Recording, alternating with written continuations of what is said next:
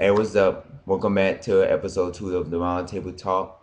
Our topic of today is relationships. I'm C Money, I'm your host, and we're talking about relationships, the ups and downs of relationships, and our other topic, letting people down. You know what I'm saying? Do you let them down ignorance, or, you know what I'm saying, or do you let them down in a good way? As we discussed before we on part one, there are some people that like to let people down, but they let people down in the ignorance or stupid way, with meaning that they don't think when they let people down. And why isn't when you let people down, you don't let them down the good way? And also what I was discussing was, why do people mislead people and leave them on chases? Meaning you give somebody your phone number and, you know, every time they call, they don't pick up their phone, they don't answer their text messages, they don't email you back, they don't respond to you. If you're not interested in a person, why lead them on? Just let them know where I'm from. Hey, you're a cool person or whatever, but I'm not interested. That's basically what we're talking about in today's topic. Why are, the little things that lead into relationships, because if you're not feeling a person, why should you have to mislead them, or why should you give them their number, or why should you indulge in conversation? Just let them know up front, you're cool and everything, I know you have good intentions, but I'm not interested. That's basically what it is. You're misleading people, and you're letting people, what I'm saying, think that, oh, I want to, say I can get to know you and stuff like that, and you gave me a number and stuff. But in reality, you're not really interested in a person. And to me, that's just brushing people off, and you're not giving them the better hand of it. You know, um, what I would like to talk about now is the ups and downs of relationship. That's basically the main topic. The main like forum of today's episode. Ups and downs of relationships. When you meet somebody in cool in person, I feel, to me, looks is not all that important, but it plays a role, and sex as well too. Because most people, what I'm saying, if you're horny, if you're a sex freak or a sex addict, I should say, you shouldn't hook up or date someone that only has sex like every 2 or 3 months. If you're a sex addict, that's how I feel. Because I know there are some people out there that like to have sex every day of the week, to the post of somebody who just like to have sex like once a week or once a month.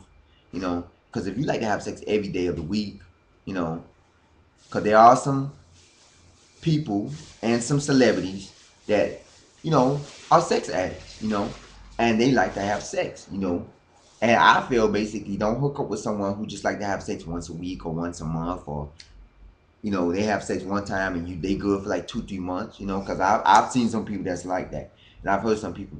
I've had one female told me they haven't had sex in like 4 months, and I'm like, wow, 4 months. I mean, I know that's a lot, but hey, it's different for certain people, and I know I'm not trying to say have sex, saying go out there and have sex, because hey, there are diseases, and protect yourself, wrap it up. We want y'all to wrap it up. Meaning, if you can't wrap it up, don't unwrap it. I'm not trying to promote sex. I'm not trying to promote y'all to go out there and fuck everybody.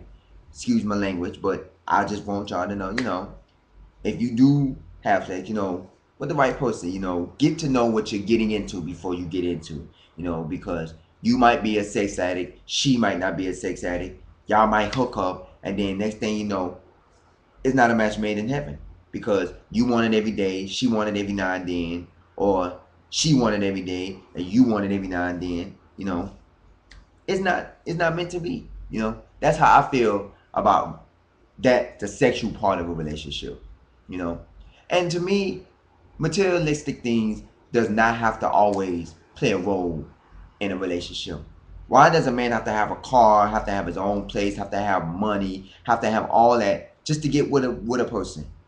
You know, I mean, not everybody has their own car, not everybody has their own place, and not everybody, what I'm saying, is financially stable. So you shouldn't have to downsize a man or a woman, depending on if some guys are like that, but mainly it's women, but I'm not trying to discriminate. But you shouldn't have to downsize a person or a human being just because of their financial status or living conditions or transportation status, because you never know. There might be them. That man probably had it all.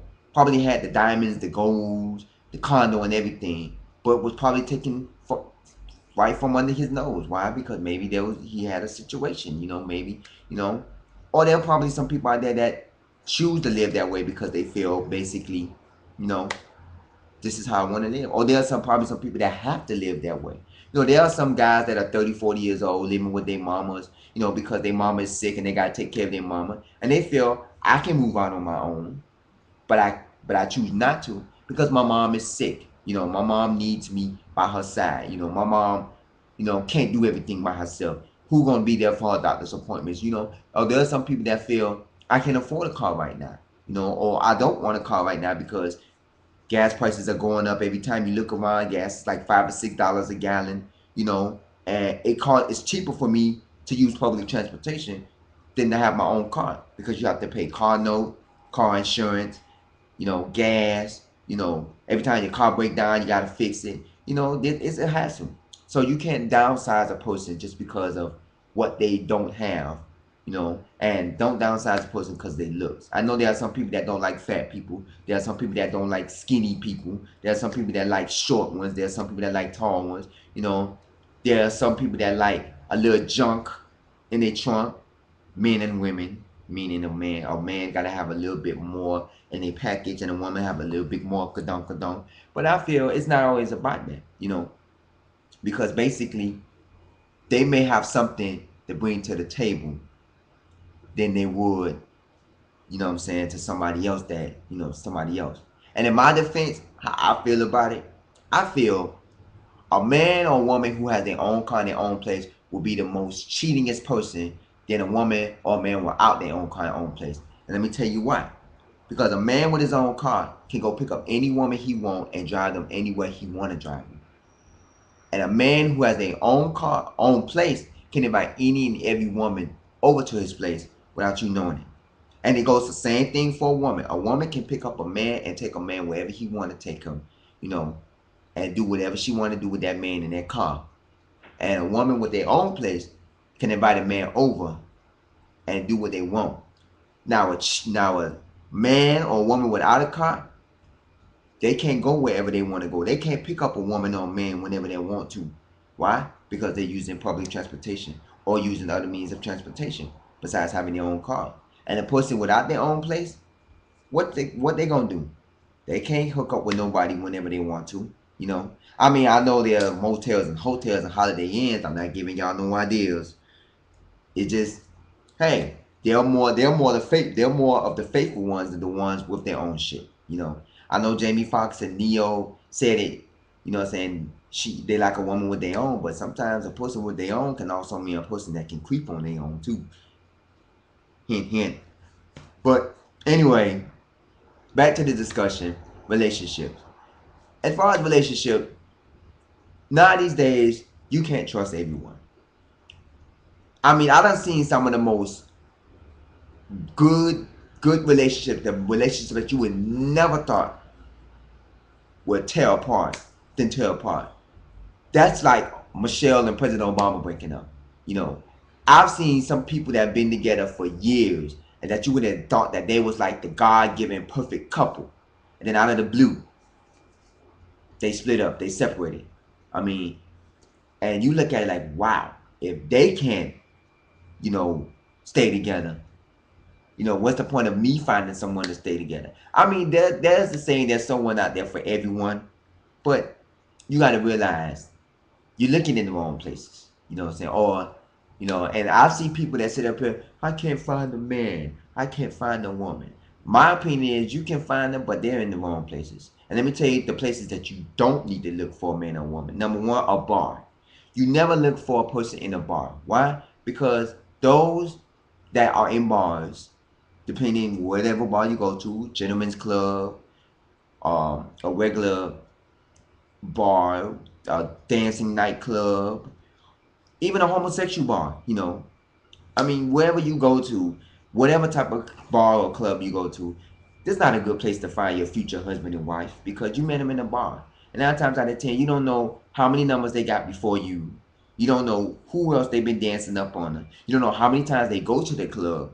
Because, like they say, where you meet a man at the club, you're going to see him at the club. You meet a man at a bathhouse or at a, you know, just put it, you meet a man at a club, 9 times out of 10, he's gonna always be at that club. That's why you're gonna lose him at the club. Yeah, you're gonna lose him at the club, basically.